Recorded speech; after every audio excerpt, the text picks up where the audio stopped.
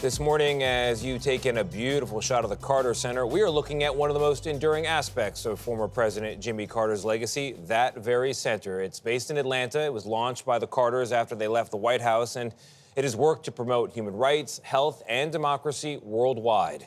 It also helped earn the 39th president the Nobel Peace Prize. Nikole Killion spoke with those who worked alongside Carter and shows us now the mark he leaves behind. The struggle for human rights overrides all differences of color or nation or language. When President Jimmy Carter delivered his farewell address to the nation, it began a new chapter for the 39th president, who established the Carter Center 1 year after leaving office. Giving of every human being a modicum of self-respect and human dignity, and hope that their future would be better. It was his life's work for more than 4 decades alongside his wife, Rosalind.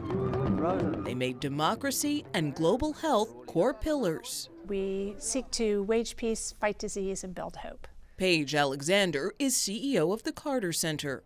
Well, when President Carter left the White House, or was involuntarily retired, as he likes to say, he woke up one night and he said, I want to create a place where I can bring people together to have a conflict reconciliation moment, much like he did in the White House.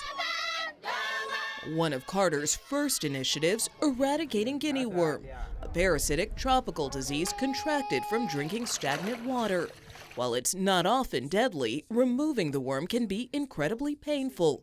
Symptoms include swelling, and blisters can last months. One of his greatest legacies was to name this disease and help people understand it. Adam Weiss oversees the center's guinea worm program, which has seen cases drop from more than 3.5 million to just 14 in 2023, after Carter helped develop a filter to prevent the parasite from being ingested. When he really accepted the challenge to take on global eradication of guinea worm, he owned it. From Guyana to Indonesia to the West Bank, in a push to advance democracy, thank you all. Carter traveled on more than 36 missions around the world to monitor elections. Do you have the voter ID cards here? Yeah.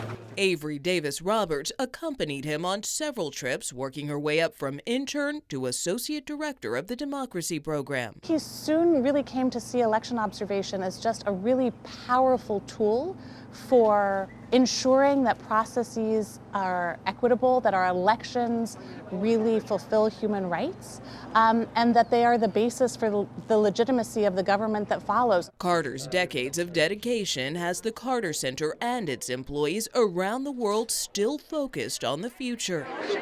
What is President Carter's legacy? His legacy is being a giant among men. I mean, he is somebody that people want to follow, they want to emulate, and we're all just very fortunate to have been part of that. For CBS Mornings, I'm Nikole Killion.